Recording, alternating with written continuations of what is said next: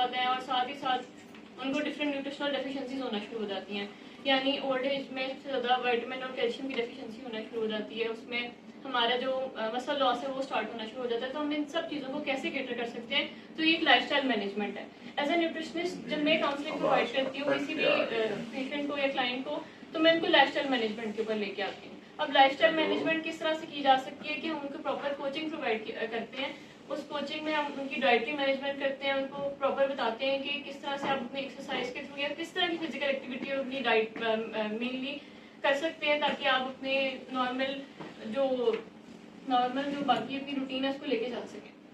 तो उसमें बहुत सारे लोग जिनको नी ट्रांसप्लांट जिन्होंने नी ट्रांसप्लांट कराया अपना नी अपना चेंज करवाया, तो वो एक्सरसाइज वगैरह नहीं कर सकते। तो किस तरह की उनको हम ऑप्शन दे सकते हैं ताकि वो थ्रू डाइट और थ्रू अपना लाइफस्टाइल इस चीज़ को मैनेज करें।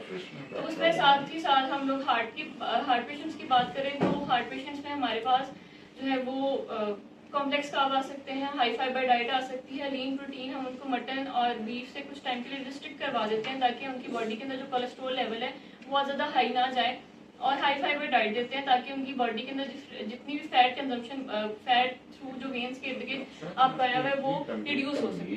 तो एज अ न्यूट्रिशनिस्ट मैं इस चीज़ को इस तरह से प्रमोट करूँगी कि आपको अपनी डाइटरी लाइफस्टाइल के साथ अपनी लाइफस्टाइल मॉडिफिकेशन की तरफ भी आना चाहिए, जिसमें एक्सरसाइज और डाइट का मेजर रोल प्ले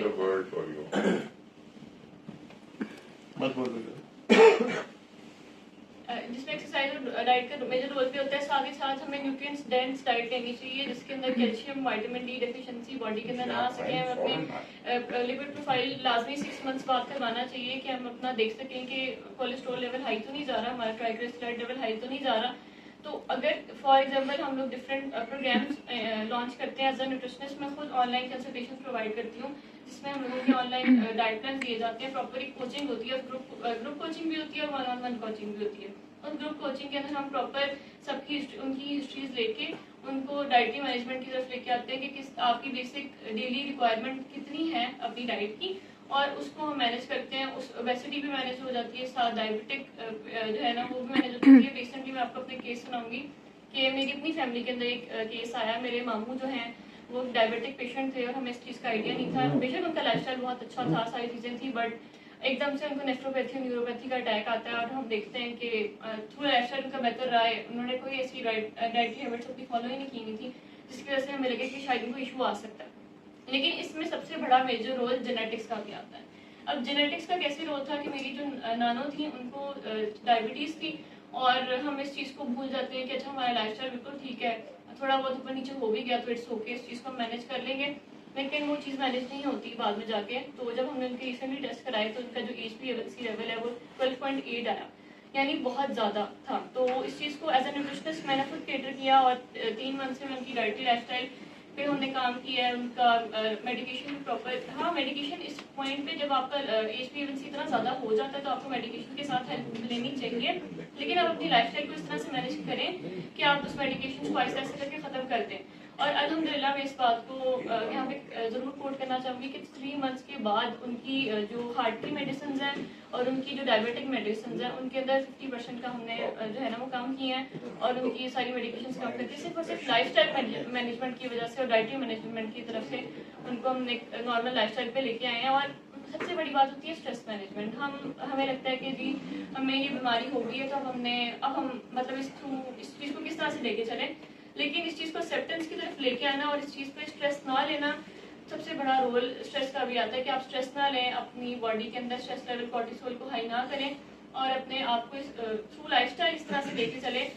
बीमारियां आना थ्रू जेनेटिक थ्रू लाइफस्टाइल, हमारी चीज़ें ख़राब होती हैं तो ही किसी ना किसी इंसान बीमारी का शिकार होता है ना।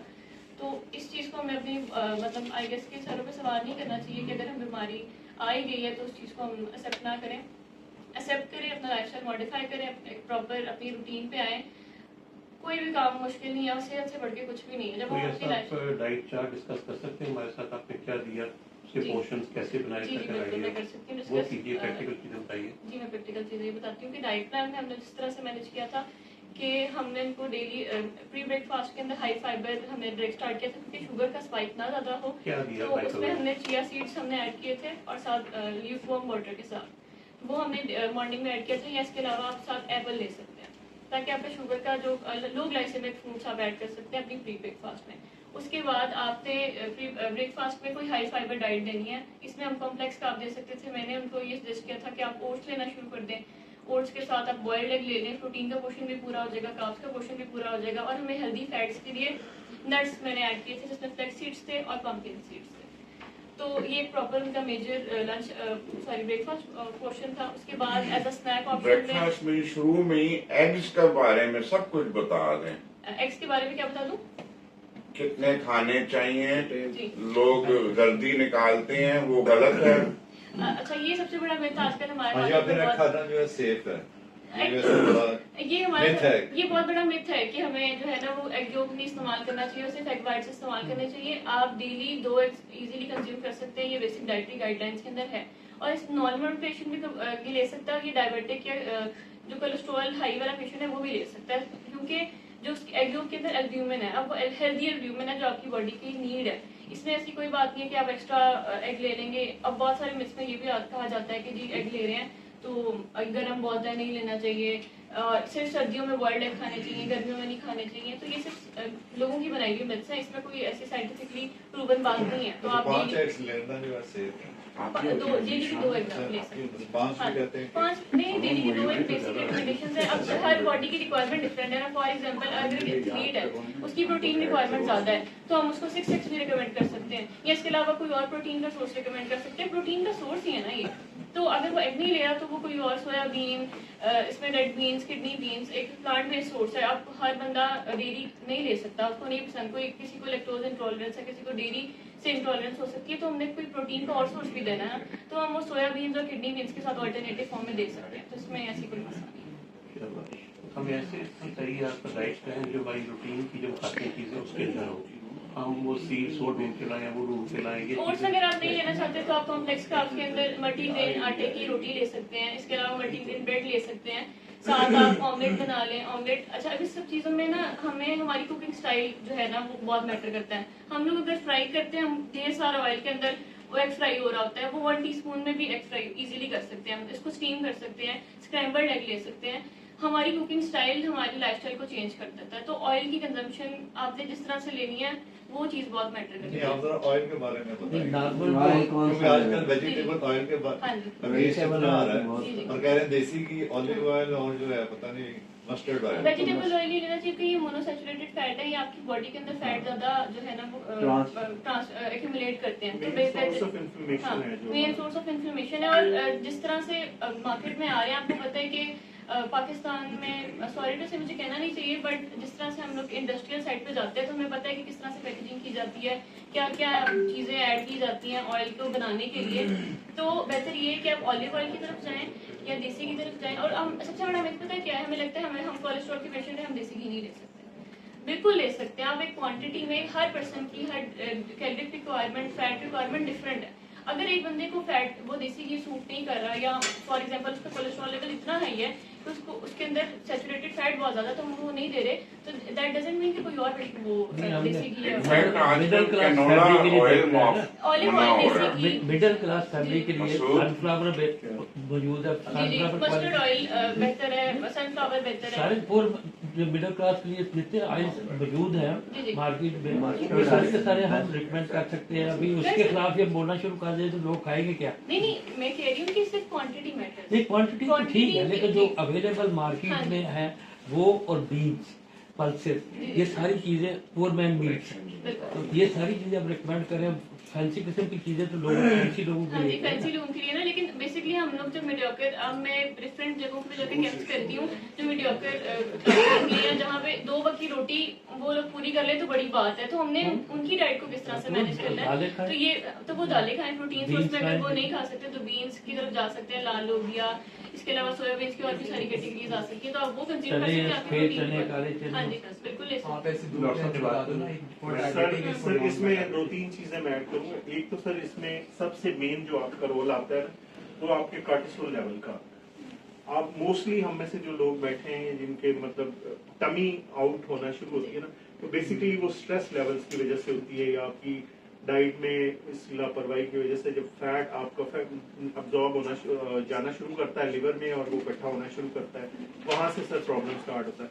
तो उसमें सबसे मेन जो हमारा है, एक तो आपने अपनी वॉक के अलावा अपनी जो आपकी स्क्रीन टाइम है, जो हम सारी रात 2-2 बजे तक मोबाइल पे स्क्रॉल करते रहते हैं, वो बंद करना पड़ेगा। क्योंकि जब आपकी वो बॉडी में एक सिस्टम है, पूरा हार्मोन्स की सिक्रीशन की टाइमिंग्स हैं, आप अगर वो पूरा सिस्टम ही उल्टा कर देते हैं, आप रात को मतलब जागते रहते हैं और दिन को आप फिर उठ नहीं पाते, या उठे भी होते हैं तो वो ऐसे होते हैं कि जैसे लग रहा है आप सो रहे हैं, तो मतलब वो आपको वो फायदा नहीं होता उसका। उसमें कार्टिसोल लेवल, जब उसके लिए 2-3 जो बड़ी प्रैक्टिकल छोटी छोटी चीजें, एक जो कैलोमेंट टी आ रही है, कैमोमाइल टी आ रही है, वो बड़ी इफेक्टिव है, उससे आपको मतलब एक थोड़ा सूदिंग इफेक्ट आता है। एक आपकी बड़ी आपका डोपामिन रिलीज करती है और आपकी बॉडी के अंदर स्ट्रेस दैट लेवल इज को कम वेरी करती है। चीप, वो कोई इतनी एक्सपेंसिव नहीं है, सिंपल चीज है। जैसे आप ग्रीन टी यूज करते हैं, उसके अंदर ही वो अगर आप उसका एक साशे डेली डाल के रात को सोते हुए लें। इसके अलावा आप एक देसी हर्ब है अश्वगंधा के नाम से, and that is very helpful in reducing cortisol levels. जब आपके कार्टिसोल लेवल्स नीचे आना शुरू हो जाएंगे, आपकी इंसुलिन रेजिस्टेंस कम होनी शुरू होगी, बेहतर होगी, क्योंकि ये मदर ऑफ ऑल इविल्स है। इंसुलिन रेजिस्टेंस जो है, this is the basic problem. इसी को हमने अगर कंट्रोल कर लिया और इसी पे हो, बाकी जो मैम ने अब बताया है कि आपने गंदम रोटी के बारे में, ये है कि रोटी का पोर्शन कम करते जाए, मतलब उसका जितना आप, जाहिर है हर बंदा वो मल्टीग्रेन आटा या जहां आप 2-2, 3-3 रोटियां खा रहे हैं, आप आधी कर दें उसको, आहिस्ता आहिस्ता खाएं। बेसन का जी सर, वो सबसे बेहतर। बेसन भी तकरीबन सर वो एक आ जाता है फिर अब सर मेटाबॉलिक नहीं, एक नहीं है सर, फर्क पड़ता है उससे। लेकिन सर वो भी बाज लोग नहीं कर सकते अफोर्ड, मतलब एक बंदा है उसकी मतलब है ही नहीं, तो उसमें सिंपल आप जितना आप कट कर सकते हैं, आपने बेसिकली रोटी पे रिस्ट्रिक्ट करना है, चावल पे रिस्ट्रिक्ट करना है, आपने ये जो हम चटपटी चीजें, पकोड़े, समोसे, ये असल में सबसे बड़ा हैविक इस वक्त ये है, जो बड़ी इजीली और बड़ी चीप अवेलेबल है, सस्ती चीजें। आप देखें आपके जो इस वक्त जितने आपके ये जो फूड्स हैं, फास्ट फूड्स हैं, वो day by day rates competition में नीचे करते जा रहे हैं। वो इतने रेडिली अवेलेबल है और इतने सस्ते हो चुके हैं कि आप कहते नहीं ये तो अच्छी चीज है, ये बड़ी है, मैं इस बड़ा पोर्शन है, इतने सस्ता मिल रहा है सर, सस्ता ही है। स्ट्रीट फूड में जो है ना, सारे फास्ट फूड स्ट्रीट फूड में भी है। अब अगर आप उसी पे आके दूसरा फूड अगर उस बजट में आप नहीं तैयार कर सकते जितने में वो आपको बना के दे रहे हैं, असल प्रॉब्लम ये है, इसको रोकने की जरूरत है। इसके अलावा स्मोकिंग के लिए जो लोग स्मोकिंग करते हैं, वो एक बड़ा कॉज है स्ट्रेस का, और जब आपकी वो निकोटीन लेवल्स फ्लक्चुएट करते हैं और आप डोज बढ़ाते हैं ऊपर नीचे, उससे प्रॉब्लम्स आते हैं। सर की बात से एक और मुझे